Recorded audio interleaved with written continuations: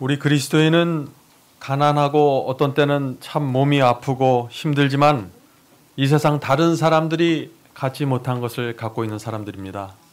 그래서 저희 마음속에 늘 감사가 있고 하나님을 향한 감격이 있고 또 이 세상을 충성스럽게 살아갈 수 있게 되는 것입니다. 그렇지 않습니까? 예. 오늘 이 시간도 지난 시간에 이어서 사울의 생애를 좀 살펴보도록 하겠습니다. 저한테는 좀 이상한 습관이 있는데요. 책을 읽다가 어떤 때 잠을 들잖아요. 또 어떤 때 설교 준비하다가 잠을 들잖아요. 그러면 이상하게 드라마처럼 그게 잠 속에서 연결이 돼요. 꿈속에서. 혹시 여러분들 그런 경험한 적 없습니까? 지난밤에 제가 그런 경험을 했습니다. 말씀을 준비하다가 잠이 들었는데 참 이상한 꿈을 제가 꿨습니다. 꿈속에서 어떤 큰 집이 있었습니다. 근데 그 집에 사자들이 여러 마리 어슬렁어슬렁 걸어 다니고 있었습니다. 그래서 정말 멀리서 봐도 멋있게 아주 털도 멋있고 근육도 멋있는 아주 멋있는 사자들이었습니다. 근데 그 사자들이 태어나면서부터 그 가정의 사람들과 함께 어울려서 살았기 때문에 아무 문제도 없는 것처럼 보였습니다. 어린아이를 등에 태우고 있었고 또 얼굴과 얼굴에 뺨을 부볐고 어른들과 씨름하듯이 둥글면서 그렇게 지내는 모습을 제가 보았습니다. 그 사자들은 태어나면서부터 사람들하고 살았던 것이죠. 도무지 떨어질 수 없는 것처럼 그렇게 보이는 모습이었습니다. 그런데 그렇게 멋지고 젠틀한 사자들이 말이죠. 가끔씩 이빨과 발톱을 드러내는 것입니다. 자, 그러면 어떻게 될까요? 사람들을 핥히고 물어뜯고 흔드는 거죠. 그럼 비명을 지르면서 피투성이가 되는 것입니다. 정말 이상한 모습이었습니다. 그런데 어떻게 됩니까? 사람들이 그 사자를 버리질 못하는 거예요. 사자 눈치를 보면서 한동안 피하는 모습이 있습니다. 그런데 사자들도 그렇게 물어뜯고 나서는 또 한동안 또 아무 일도 없는 듯이 또 왔다 갔다 어슬렁어슬렁 거리는 것입니다. 꿈속이었지만 그 장면이 이해가 안 됐어요. 저 사람들 왜 저럴까? 놀라운 것은요, 그런 일들이 반복되는데 사람들이 이 사자를 내쫓지 않는 것입니다. 왜 그럴까요? 가끔씩 그런 모습이 나오지만은 항상 잔인한 것은 아니거든요. 평상시에는 멋있게 보입니다. 젠틀합니다. 친구처럼 느낍니다. 또 오랫동안 같이 있어서 헤어질 수 없다고 생각하는 것입니다.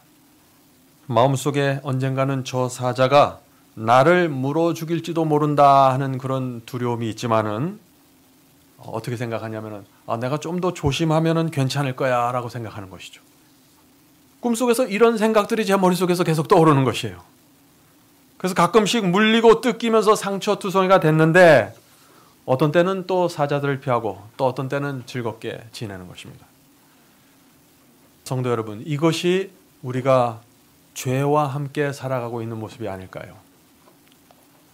사람들이 교회를 오래 다녀도 진리를 있는 그대로 발견하지 못하는 이유가 무엇일까요? 왜냐하면 사람들은 죄와 함께 구원받기를 원하는데 성경은 죄로부터 얻어내는 구원, 죄로부터 건진받는 구원을 말하고 있기 때문입니다. 사람들이 원하는 구원과 성경이 주기 원하는 구원이 다르기 때문에 자꾸 혼돈 속에 빠져들어가는 것이죠. 사람들은 죄 안에서 구원받기를 원합니다. 왜냐하면 죄가 멋지게 보이고 재미있게 보이고 또 너무나 오랫동안 붙어있기 때문에 떨어질 수 없다고 생각하기 때문이죠. 그리고 또 치명적인 그 이빨을 드러낼 때를 제외하고는 괜찮거든요. 이게 큰 문제가 없게 느껴지는 것입니다. 그래서 오늘날 교회 안에 죄 안에서 죄와 함께 구원받기 원하는 사람들이 그렇게 많이 있게 되는 것입니다. 오늘날 사람들이 듣기 원하는 설교가 어떤 설교입니까? 죄가 마음과 생애 속에서 사자처럼 어슬렁거려도 구원받을 수 있다 하는 설교들을 듣기 원하는 것입니다. 그래서 사람들이 그런 설교를 원하니까 교회도 그렇고 신학교도 그렇고 그런 복음을 만들어내려고 참 애를 씁니다. 성도 여러분, 그런데 이 복음은요 참 단순한 것입니다. 왜냐하면 그 예수라는 이름 자체가 구원을 분명하게 설명해 주고 있기 때문이죠. 자, 마태복음 1장 21절 말씀을 보겠습니다. 마태복음 1장 21절. 아들을 낳으리니 이름을 예수라 하라. 이는 그가 자기 백성을 그들의 무엇에서요? 죄에서 구원할 자이심이라. 예수께서는 우리를 죄로부터 구원하시는 자십니다. 그래서 영어 성경에 from their sins라고 표현한 것이죠. 죄로부터. 죄로부터 우리를 구원한다 그러면 참 달갑지 않게 생각합니다. 좀 부담스럽게 생각해요. 그런데 예수께서 우리를 병에서 구원하십니다 하면 어떻게 합니까? 굉장히 좋아하죠. 아멘 하는 것입니다. 예? 또 예수께서 우리를 고통에서 구원하십니다 그러면 어때요? 너무너무 좋아합니다. 그런데 예수께서 당신을 죄에서 구원하실 것입니다 하면 두려워해요. 성도 여러분, 예수를 믿으면은 죄 안에 머물러 있을 수가 없는 것입니다. 왜냐하면 십자가의 피를 바라보면은 우리가 죄로부터 도망쳐 나와 하나님께 달려가게 되기 때문이죠. 이 죄로부터 벗어난다는 것은 오직 십자가 앞에 서 있을 때, 그것을 바라볼 때만 가능한 경험입니다. 거기서 등을 지는 순간 우리는 그 사자와 같은 죄들과 어울려서 살아갈 수밖에 없는 것입니다. 사울 왕도 죄 안에서 그렇게 머물러 있다가 멸망당한 사람입니다. 우리가 지난 시간에 그걸 배웠죠? 죄가 그의 마음과 생애 속을 사자처럼 어슬렁거렸는데 그걸 그냥 내버려 두었다가 멸망당한 것입니다. 자, 그런데 성경은요, 사울이 멸망당했지만은 뭐라고 얘기해요? 한때 놀라운 영적인 경험을 했었다고 말하는 것입니다. 우리가 지난 시간에 그 말씀을 살펴봤죠? 오늘 한 번 더 그 말씀을 좀 보도록 하겠습니다. 사무엘상 10장 1절, 6절, 9절입니다. 사무엘상 10장 1절, 6절, 9절. 사무엘이 기름병을 취하여 사울의 머리에 붓고 입 맞추어 가로되 여호와께서 내게 기름을 부으사. 지금 사울에게 여호와께서 기름을 부으는 장면이 나오는 것입니다. 그 기업의 지도자를 삼지 아니하겠느냐. 내게는 여호와의 신이 크게 임하리니. 사울에게 지금 성령이 크게 임했다고 하는 것입니다. 너도 그들과 함께 예언을 하고 변하여 새 사람이 되리라. 자, 사울이 새 사람이 되었다고 했습니다. 새 사람이 되었다는 게 뭐죠? 거듭났다는 것입니다. 자, 9절 읽겠습니다. 그가 사울이 사무엘에게서 떠나려고 몸을 돌이킬 때 하나님이 새 마음을 주셨고 그날 그 징조도 다 응하리라. 얼마나 분명한 말씀입니까? 사울은 거듭났습니다. 사울은 하나님께 새 마음을 받았습니다. 뉴 하트를 받았다는 것입니다. 중생을 경험했다는 것입니다. 그런데 어떻게 됐습니까? 멸망당했다는 것입니다. 사울은 평범한 그리스도인이 아니었습니다. 거듭났고 하나님의 택함을 받았다고 했어요. 그런데 그 인생의 끝에 멸망당한 것입니다. 그래서 우리가 진실하게 믿는 사람들도 사울의 생애를 잘 살펴봐야 되는 것입니다. 무엇이 문제였는지. 성도 여러분, 오늘날 기독교에서 가장 크게 보이는 문제가 뭡니까? 제 눈에는 이렇게 보입니다. 죄를 버려야 하고 이겨야 할 대상으로 보지 않는 것입니다. 죄를 반드시 승리해야 할 원수로 생각하지 않는 것입니다. 우리의 죄 때문에 하나님의 아들이 십자가에 못 박혀 돌아가셨는데 그 죄 때문에 예수께서 빨가벗기고 온갖 모욕을 당하면서 돌아가셨는데 많은 사람들이 죄를 우리가 죽는 날까지 끌어안고 살아야 할 대상으로 바라보고 있는 것입니다.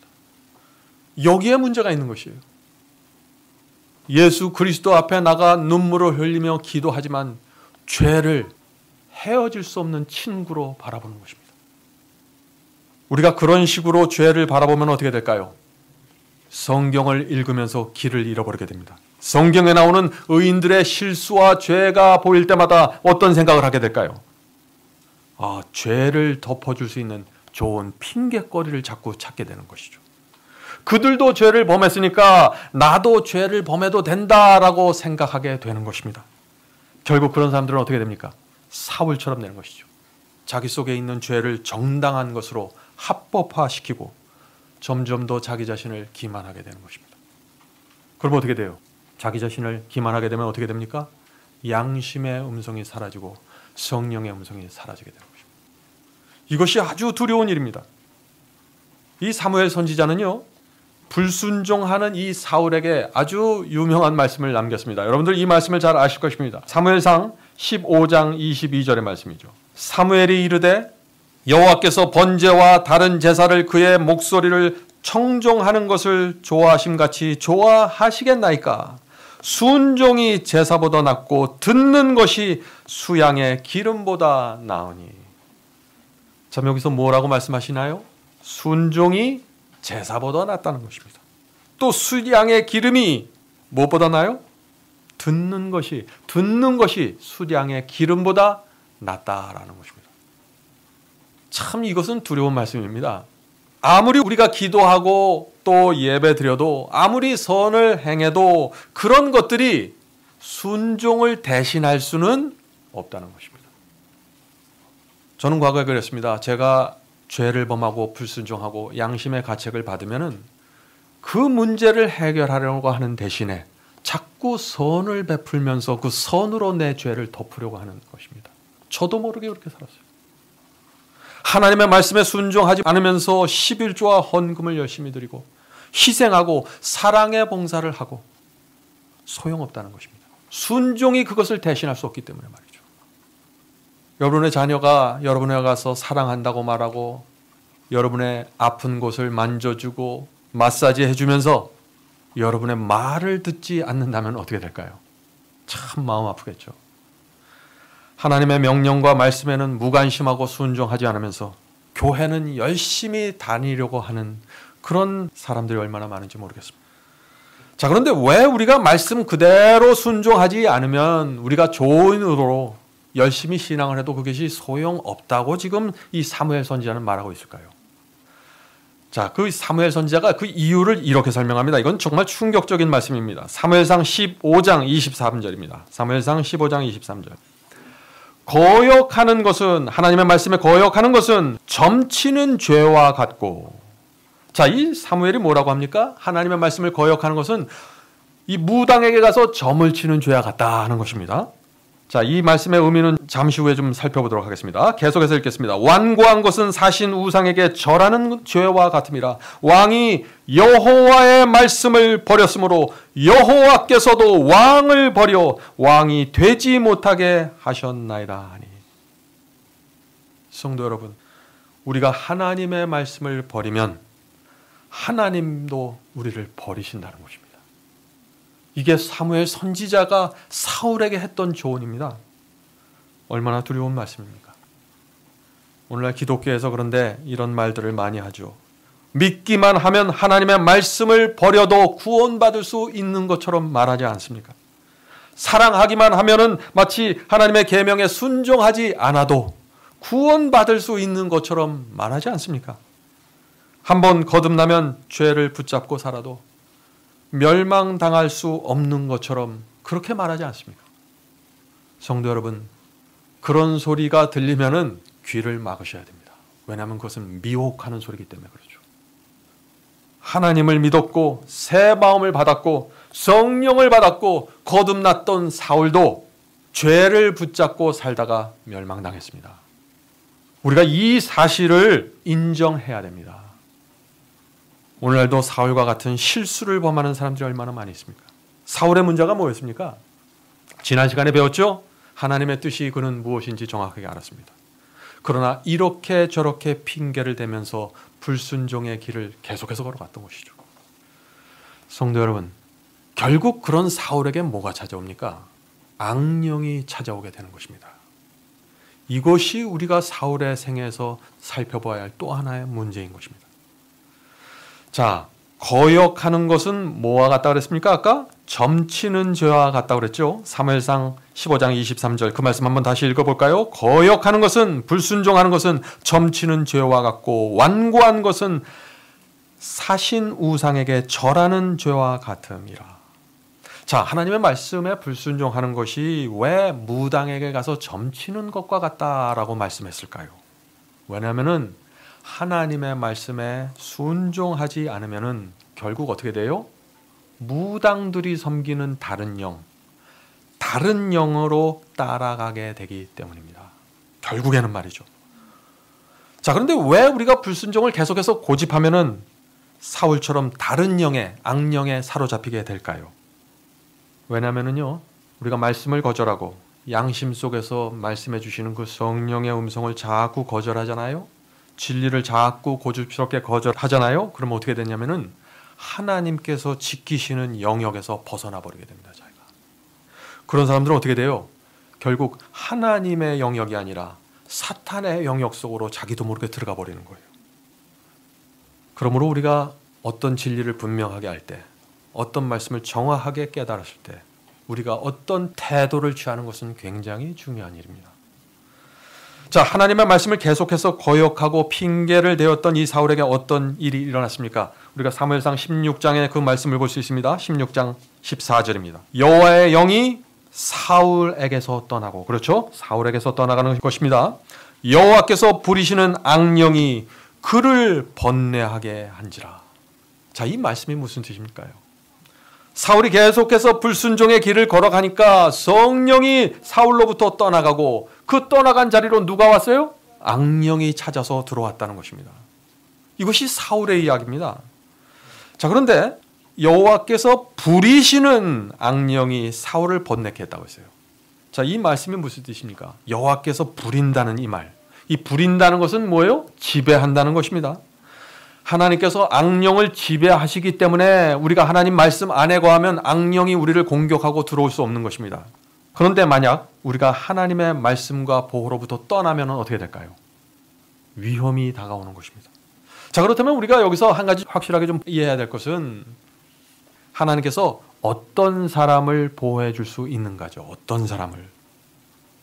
엄마가 아이에게 자, 이 난로가 뜨거우니까 만지지 말라고 했습니다.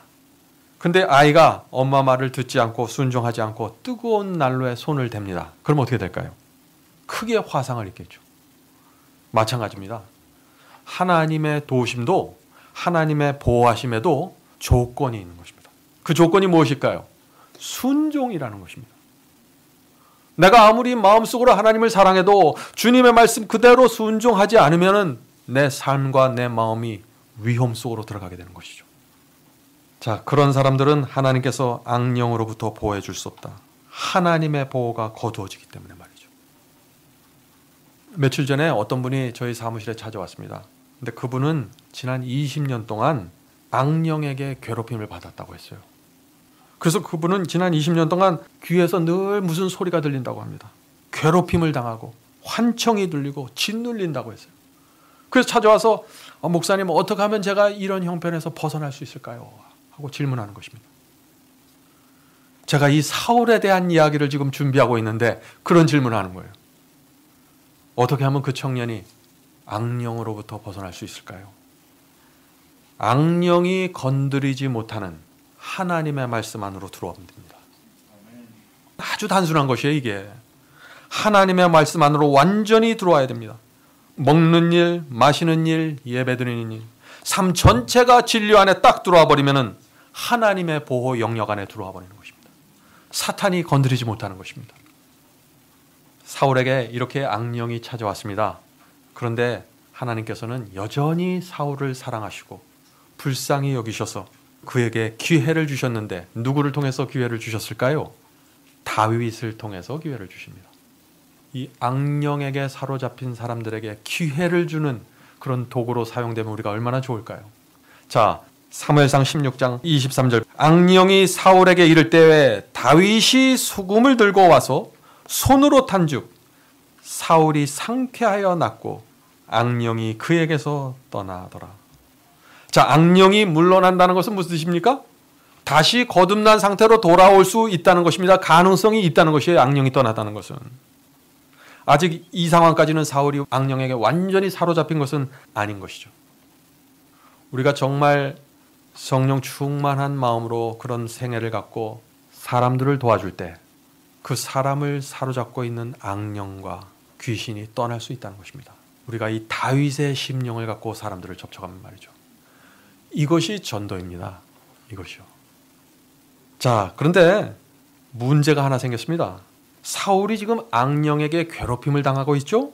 그런데 그런 상황에서 다윗이 블레셋의 장군 누구를 물리쳤습니까? 골리앗을 죽이고 승리를 거두게 됩니다. 이렇게 됐으니까 이스라엘 사람들이 얼마나 좋아하겠어요. 예? 골리앗을 소년 다윗이 죽였으니 너무나 좋아하는 것이죠. 그래서 여인들이 길거리에 나와서 동네방네 다니면서 다윗의 승리를 노래하는 것입니다. 이 노래가 지금 문제가 되는 것입니다. 그런데 자, 그 노래가 어떤 노래인가 한번 보죠. 사무엘상 18장 7절입니다. 여인들이 뛰놀며 노래하여 이르되 사울이 죽인 자는 천천히요 다윗은 만만이로다 한지라. 자, 이 노래가 들려올 때 사탄이 또 기회를 잡습니다. 어떻게 기회를 잡을까요? 사울에게 이 노래를 들려주게 되는 것입니다. 큰 시험 속으로 끌어들이는 것입니다, 지금. 자, 그런데 여인들이 즐겁게 노래하는데 왜 사울은 시험을 받았을까요? 사울은 현직 왕이었습니다. 그런데 이스라엘 백성들이 어떻게 돼요? 자기보다 누구를 더 지금 크게 칭송하는 거예요? 어린 다윗을. 그러니 마음속에서 무엇이 올라올까요? 시기와 질투가 올라오는 것입니다. 시기와 질투가 올라오는 사람들은 어떤 사람들입니까? 하나님의 말씀에 있는 그대로 따라가지 않을 때 옆에서 악령들의 자꾸 침범을 받고, 그럴 때 사탄이 또 다른 모습으로 공격할 때 이 육체 속에서 정욕이 끓어오르면서 또다시 큰 시험 속으로 들어가게 되는 것입니다. 하나가 또 다음 것을 가져오고 그것이 또 다음 것을 가져오는 것입니다. 성도 여러분, 사탄은 우리의 약점을 정말 잘 압니다. 어디를 쳐야 쓰러지고 어디를 찔러야 견디지 못하는지 잘 아는 것이에요. 그러므로 우리가 우리의 성품의 약점을 그대로 방치하면 어떻게 돼요? 사울처럼 끌려다니는 것이에요. 사울처럼 공격당하고. 그런데요, 제가 경험을 해서 보면은 한 가지 좀 제 마음속에 분명한 사실은 우리에게 그렇게 수많은 약점이 있지는 않다는 것입니다.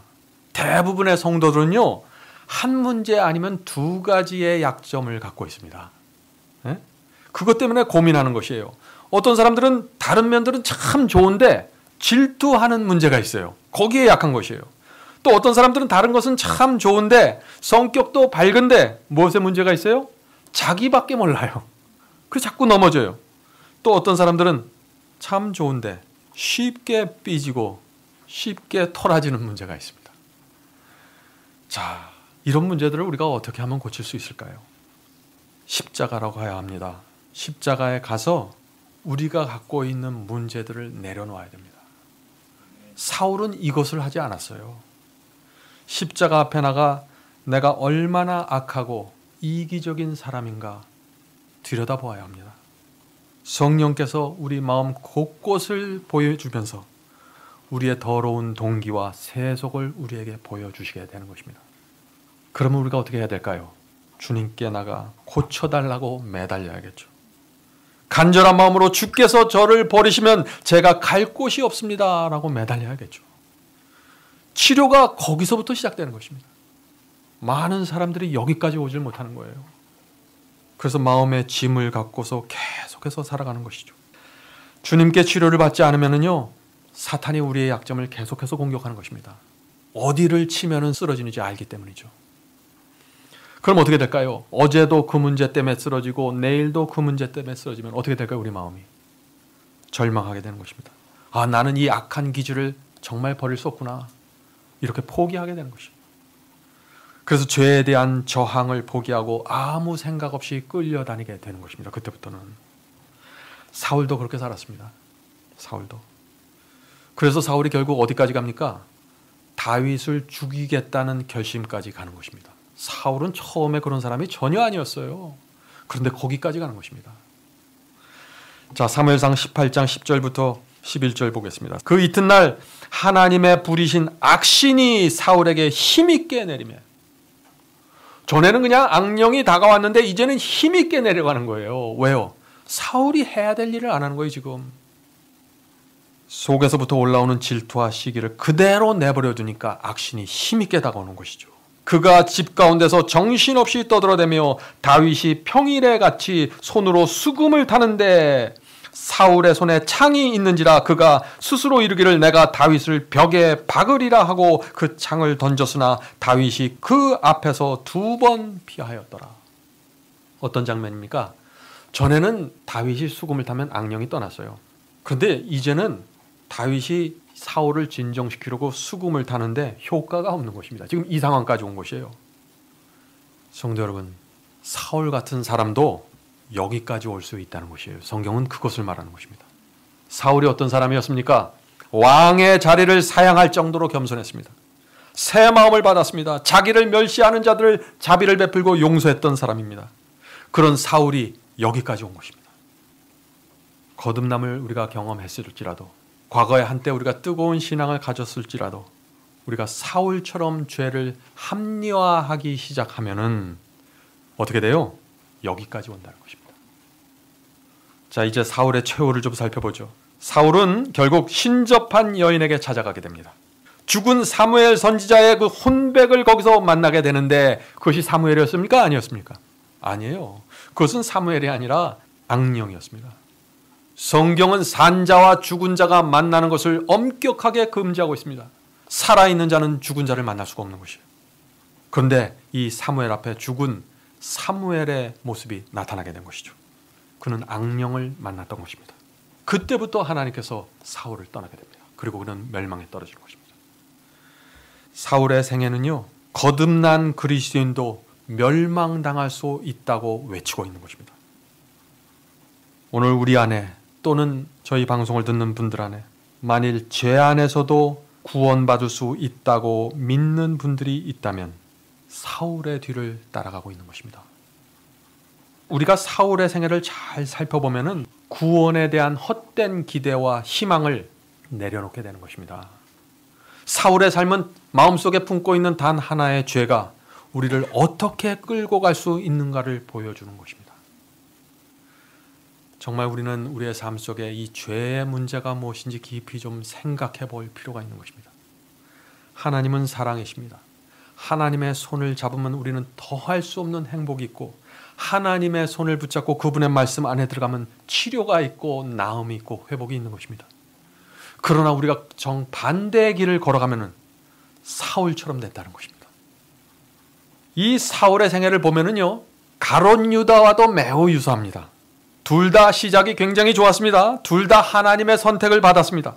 둘 다 다른 사람들보다 외모가 출중했습니다. 능력이 있었습니다. 그러나 둘 다 자존심과 교만의 종이 되어버리고 말았습니다. 둘 다 사람들의 인정과 칭송을 갈망하다가 무너졌습니다. 둘 다 끊임없이 자기를 합리화하고 하나님의 뜻을 대적하다가 무너졌습니다. 둘 다 자기를 쳐서 복종시키는 경험이 무엇인지 배우지 못했던 것입니다. 그래서 둘 다 그들의 마음속으로 사탄이 들어가게 된 것이죠. 둘 다 회개하는 모습을 보였지만 그들의 회개는 진정한 회개가 아니었죠. 그들은 죄 자체를 슬퍼하고 버린 것이 아니라 죄가 자기에게 가져온 문제를 슬퍼했던 것입니다. 그리고 둘 다 스스로 목숨을 끊었습니다. 유다는 개들이 몸을 먹었다고 했고 사울의 몸은 새들이 먹었다고 했습니다. 두 사람은 동일한 길을 걸어갔고 동일한 운명에 처했습니다. 성도 여러분, 우리는 정말 하나님의 말씀 밖으로 넘어가지 말아야 됩니다. 위험합니다. 하나님의 말씀 밖이 매력적으로 보이죠? 멋있게 보이죠? 그러나 넘어가 보십시오. 그 안에는 심령의 공허함이 있고 행복이 없고 처절함이 있습니다. 그래서 어떤 때는 우리에게 하나님께서 그런 것을 허락하시는 것 같아요. 깊이 떨어져 봐야 아니까 말이죠. 그런데 사도 바울은요, 이 말세에 사울의 죄가 교회 안에 크게 나타날 것을 예언하고 있습니다. 오늘 제가 말씀드리고 싶은 그 말씀의 초점이 바로 여기에 있습니다. 데살로니가 후서 2장 9절부터 10절입니다.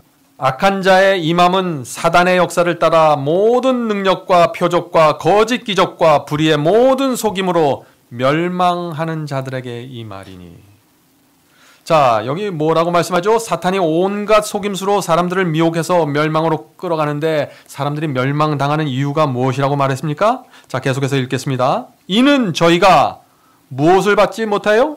진리의 사랑을 받지 못하여 구원함을 얻지 못함이라. 진리는 우리를 사랑합니다. 그러나 우리가 진리를 사랑하지 않습니다. 그래서 문제가 생기는 것이에요. 이 말세의 사람들이 당하는 미혹도 바로 여기에 있는 것입니다. 사울처럼 진리의 사랑을 받지 못해서 진리를 받아들이지 못하는 것입니다. 하나님께서 이렇게 말씀하셔도 내 생각은 이렇습니다 라고 말하면서 자꾸 내 길을 가는 것이죠. 계속해서 자기를 합리화시키고 성령의 음성을 거절하는 것. 자, 하나님께서 이런 사람들을 어떻게 하실까요? 그 후에 이어지는 말씀을 읽겠습니다. 데살로니가 후서 2장 11절과 12절입니다. 이러므로 하나님이 유혹을 저희 가운데 역사하게 하사 거짓 것을 믿게 하심은 진리를 믿지 않고 불의를 좋아하는 모든 자로 심판을 받게 하려 하심이니라. 자, 여기서 하나님이 유혹을 저희 가운데 역사하게 하사 거짓 것을 믿게 했다 하는 표현이 나오죠. 참 이상한 표현입니다. 근데 이 말씀은요, 하나님께서 사람들을 유혹했다는 얘기가 아니에요. 이 말씀은 사람들이 계속해서 자기를 합리화시키면서 진리를 거적하고 불순종하니까 어쩔 수 없이 하나님께서 어떻게 해요? 보호의 손길을 거두실 수밖에 없다는 것이죠. 그래서 사람들이 유혹에 빠지게 된다는 것이에요. 그렇게 되면 어떻게 됩니까? 또 사탄이 또 들어오게 되는 것이죠. 바로 사울에게 일어났던 이 일이 마지막 시대 교회 속에서 크게 일어난다는 것입니다. 이런 문제에 빠져 있는 사람들이 얼마나 많은지 모릅니다. 하나님을 사랑하는 사람들입니다. 순종하기를 원하는 원함이 있습니다. 그런데 이유가 무엇이 됐던 간에 자꾸 자신을 합리화하면서 말씀을 버리는 것입니다. 그렇게 되면 결국은 하나님께서 손을 떼실 수밖에 없다는 것이죠. 사탄의 영역으로 스스로 결정해서 넘어가기 때문에. 두려운 사실은요, 요한계시록을 살펴보면은 이런 일들이 말세 기독교의 전체에서 만연한다고 말하고 있는 것입니다. 자, 그 말씀을 볼까요? 요한계시록 18장 2절입니다. 이 말씀 중요한 말씀이죠. 힘센 음성으로 외쳐 가로되 무너졌도다 무너졌도다 큰 성 바벨론이요. 요한계시록은요, 지금 마지막 시대의 교회를 뭐라고 불러요? 바벨론이라고 부르고 있습니다. 바벨론. 왜 교회가 바벨론이 될까요? 바벨론이 되는 이유가 여기 나옵니다. 계속해서 읽어보죠. 귀신의 처소와 각종 더러운 영에 모이는 곳과 각종 더럽고 가증한 새의 모이는 곳이 되었도다.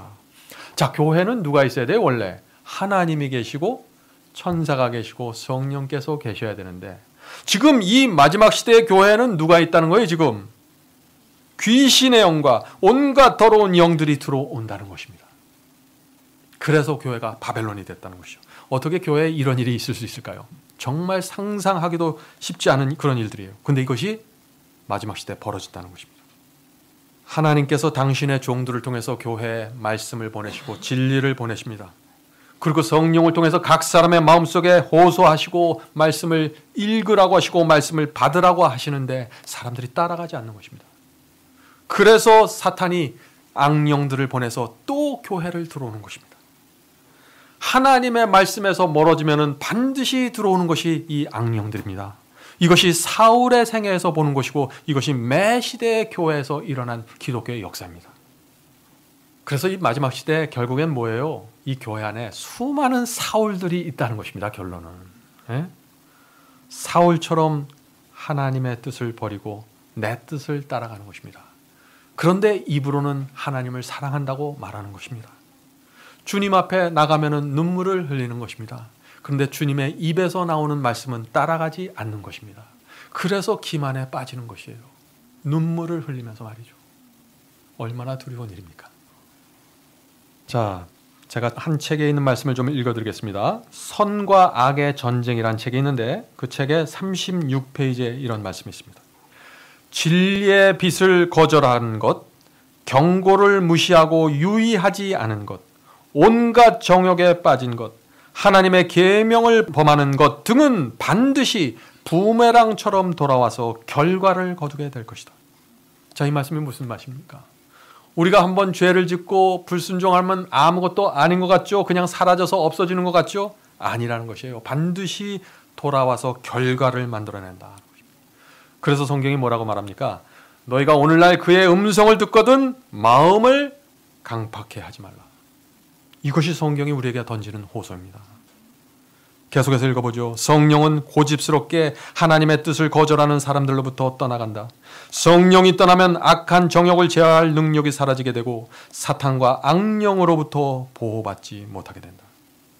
성도 여러분, 저는 제가 선교를 하고 사람들과 만나서 전도를 하면서 이런 경우를 많이 보았습니다. 진리를 전하고 말씀을 전하면 처음에는 뜨겁게 받고 좋아하다가 시간이 지나가면서 이유가 뭔지 모르겠는데 자꾸 무시하고 그냥 지나가는 사람들 말이죠. 순종하지 않은 사람들 말이죠. 그 사람들이 어떻게 되느냐면 결국은 어둠 속에 갇혀버리더라고요. 한밤의 암흑보다 더 짙은 암흑 속에 딱 갇혀버려서 이젠 똑같은 말씀을 들어도 감동을 받지 못하는 것입니다. 저는 그런 분들을 얼마나 많이 만났는지 모르겠습니다. 요한일서 2장 11절에 이런 말씀이 있습니다. 어두운 가운데 있고 또 어두운 가운데 행하며 갈 곳을 알지 못하나 이는 어두움이 그의 눈을 멀게 했습니다. 어둠 속에 들어가 있으면요 안 보입니다. 진리의 빛이 여전히 비추고 있을지라도 귀가 듣지 못하게 되고 눈이 분별하지 못하게 되는 것입니다. 말씀을 거절하면 결국은 이렇게 되는 것이에요. 그래서 말씀을 거절하면은 말씀 중심에 들어가 있지만 말씀에 의해서 감동을 받지 못하고 성령께서 그 말씀을 통해서 나를 끌고 가지 못하는 것입니다. 이건 정말 심각한 얘기죠. 요한계시록 18장의 그 마지막 시대 교회가 바벨론이 된다 하는 이 말씀을 나누면은 가끔씩 들어오는 질문이 있는데 이런 질문을 던집니다. 목사님, 요한계시록은 말세의 교회 안에 가증한 새들이 모여든다고 하는데 그것이 무슨 뜻입니까? 그분은 이제 계시록 18장에 우리가 앞에 읽었던 그 말씀을 질문한 것입니다. 무너졌도다 무너졌도다 큰 성 바벨론이요 각종 더럽고 가증한 새의 모이는 것이 되었도다. 자, 이 말씀이 어떤 뜻입니까? 여러분도 한번 생각해 보신 적이 있나요? 이 말씀은요 바벨론이 된 이 교회 속에 가증한 새들, 더러운 새들이 모인다는 것입니다. 자, 그렇다면 이 모이는 이 가증하고 더러운 새들이 뭘까요? 이것을 알아야겠죠? 요한계시록 19장을 보면은요 새들이 모이는 장면이 나옵니다. 예수께서 재림하실 때 그 악인들의 시체를 뜯어먹는 새들의 잔치가 나와요. 그 말씀을 먼저 좀 읽어보겠습니다. 계시록 19장 17절과 18절입니다. 내가 또 보니 한 천사가 해에 서서 공중에 나는 모든 새를 향하여, 지금 예수께서 재림하실 때 천사가 새들을 향해서 명령하는 모습입니다. 모든 새를 향하여 큰 음성으로 외쳐가로되 하나님의 큰 잔치에 모여 왕들의 고기와 장군들의 고기와 장사꾼들의 고기와 말들과 그 탄자들의 고기와 자유한 자들이나 종들이나 물론 대소하고 모든 자의 고기를 먹으라 하더라.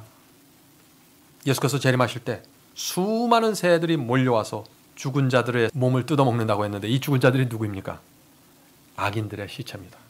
예수께서 재림하실 때 죽은 의인들은 무덤에서 부활하죠. 살아있는 성도들은 공중으로 승천해 올라갑니다. 그런데 악인들은 어떻게 됩니까? 예수께서 재림하시는 그 영광의 빛에 의하여 쓰러져서 죽는 것이죠. 멸망하는 것입니다. 그때 이 지구가 어떻게 될까요? 수많은 악인들의 시체로 덮이는 것입니다. 썩는 냄새가 진동하게 되는 것입니다. 그때 하나님께서 이 지구에 있는 새들을 불러서 죽은 악인들의 시체를 뜯어먹으라고 명하시는 것입니다. 이것이 마지막 때에 있는 새들의 잔치예요. 자, 그래서 이 요한계시록에 보면은요, 이 새들이 뜯어먹는 존재들이 있는데 그건 죽은 자들, 죽은 악인들을 얘기하는 것입니다. 성도 여러분, 말세에 교회 안에 사람들이 살아있는 것처럼 보이지만 실제로 죽어 있다는 것입니다. 이것이 요한계시록이 우리에게 주는 말씀입니다. 그래서 라오디게아 교회를 보면 어떻게 됐나요? 자신이 가난한데 가난한지 모른다 그러고 곤고한데 곤고한지 모른다 그러고 심지어 벌거벗고 있는데 옷을 입고 있다고 생각하는 것입니다. 왜 그래요? 죽어 있기 때문에. 모르는 것이에요. 죽은 자는 아무것도 모르죠. 그래서 말씀을 거절하고 불순종하면서도 나는 하나님께서 나를 의롭게 보신다라고 생각하는 것입니다. 이것이 영적인 죽음이에요. 이렇게 생각하면은요, 참 두려운 일입니다. 새들이 몰려오고 있습니다. 교회 안에서 뜯어먹을 것을 찾고 있는 것이에요. 얼마나 두려운 일입니까? 매주 교회 나가서 기도하고 예배드리지만 우리가 사울처럼 하나님의 말씀을 이리저리 핑계대면서 순종하지 않으면 결국 새들이 날라와서 나에게 온다는 것입니다. 새들이 사울과 같은 사람들을 뜯어먹기 위해서 교회에 모인다는 것이에요. 자, 그렇다면 이 새들이 누군가요? 이제 결론을 내겠습니다. 이 새들이 누구예요? 더럽고 가증한 새들은 거짓 선지자들입니다. 거짓 목자들이에요. 교회 안에서 거짓 복음과 거짓 교리와 거짓 계명을 나눠줄 때 사람들이 영적으로 죽어가고 자기를 기만하면서 의의 옷을 입어버릴 때 그때 사탄이 악령들을 보내서 새들을 보내서 뜯어먹게 하는 것입니다. 그래서 교회에 나와서 자기가 뜯어먹히는지도 모르고 죽어가는 것입니다. 이것이 마지막 시대 사도 요한이 바라본 그 예언의 장면이에요. 여러분들 요한계시록을 공부하시기 바랍니다. 요한계시록을 봐야만 볼 수 있는 장면이 바로 여기에 있는 것이에요. 자, 이제 말씀을 마치도록 하겠습니다. 사탄은 어떤 사람들을 공격할까요? 온 마음을 다해서 하나님의 말씀에 순종하겠습니다 라고 결정하잖아요. 그때부터 사탄의 공격이 시작되는 것입니다. 참 이건 역설적인 얘기죠. 그런데 실제 또 그렇습니다. 제가 어렸을 때요, 친구들하고 과수원 서리를 하러 한번 간 적이 있습니다. 서리 알죠? 과수원에 몰래 들어가서 맛있는 과일을 따먹는 것입니다. 근데 우리가 친구들하고 이제 과수원에 몰래 들어갔는데, 그때 복숭아밭에 들어갔는데 우리가 어떤 과일을 땄을까요? 잘 익은 것들. 잘 익지 않은 건 맛없어서 우리가 따질 않았어요. 그냥 내버려뒀어요. 잘 익은 것, 냄새가 좋은 것, 향기가 나는 것. 사탄도 마찬가지예요. 우리 속에서 의의 열매가 익어가려고 할 때, 우리 속에서 하나님의 말씀대로 충성하려고 결심하려고 할 때 사탄의 최후의 공격이 들어오게 되는 것입니다. 그 공격을 넘어서는 자들이 하늘에 가는 것입니다. 혹시 우리 중에 경건하게 살려고 애쓰는 분들이 계십니까? 무릇 그리스도 예수 안에서 경건하게 살고자 하는 자들은 핍박을 받게 될 것이라고 말씀드렸죠. 이 말씀으로 위로를 받게 되기를 바랍니다. 그런 분들은 사탄의 공격이 들어와도 놀라지 마시기 바랍니다. 혹시 우리 주변에 가족이 핍박하고 주변의 사람들이 놀리고 조롱할 때, 진리 때문에 조롱할 때 사탄이 뒤에서 작동할 수 있습니다. 염려하지 마십시오. 하나님께서 여러분과 함께 하실 것입니다. 네? 그런데 만일 여러분이 그런 상황에서 두려워서 뒤로 물러나면 어떻게 될까요? 사울의 길을 또 가게 되는 것이에요. 계속해서 우리의 생애 속에 투쟁의 장면이 이어져 가는 것입니다. 하나님께서는 한쪽에서 우리를 구원하시려고 뛰어오시고, 다른 한쪽에서는 사탄이 우리를 끌어가려고 노력하는 것이에요. 우리가 중간에 서서 이 두 존재 사이에 서서 결정을 하는 것입니다. 그것이 그리스도인의 삶이에요. 만일 우리가 빛을 거절하면은 그 다음에는 더 밝은 빛으로 나가지 못하게 되는 것이죠. 성도 여러분, 그러나 제가 이렇게 설교를 끝마치면 안 되겠죠. 저는 용기를 주고 싶습니다. 왜냐하면 하나님께서 우리와 함께 계시기 때문이죠. 하나님께서는 우리에게 조금이라도 희망이 남아있는 한 포기하지 않으십니다. 염려하지 마세요. 절대 늦지 않습니다. 사람은 하나님을 버릴지라도 하나님께서는 사람에게 돌아서지 않습니다. 마지막 희망이 남아있는 그 순간까지 우리 곁에 끝까지 남아 계셔서 우리에게 손을 내밀고 붙잡으려고 하시는 것입니다. 더 이상 가망이 없을 때까지, 더 이상 우리가 반응하지 않을 때까지, 다른 모든 사람들은 우리에게 실망해서 떠날지라도 하나님은 남아 계십니다. 바로 여기에 우리의 희망이 있는 것입니다. 여러분은 이 희망을 오늘 붙잡으시겠습니까? 우리 모두 그런 하나님의 사랑과 은혜를 간절히 붙잡게 되기를 바라면서 말씀을 마치도록 하겠습니다. 하늘에 계신 저희들의 아버지, 저희는 정말 연약한 존재들입니다. 사탄이 우리를 매우 강하게 끌어다닙니다. 그러나 하늘의 하나님께서는 이 모든 것보다 강하시고 이기시고 승리하실 수 있는 분임을 저희가 믿습니다. 저희가 하나님을 의지하고 살 수 있도록 도와주시옵소서. 저희의 마음이 십자가로 날마다 이끌림 받을 수 있도록 도와주시옵소서. 저희가 하나님의 말씀 안에 들어가서 하나님의 영역 안의 삶으로 저희가 갖고 있는 모든 문제들이 거기서 해결될 수 있도록 도와주시옵소서. 저희의 질병이 사라지고 저희의 어둠이 사라지고 저희의 문제가 사라질 수 있도록 도와주시옵소서.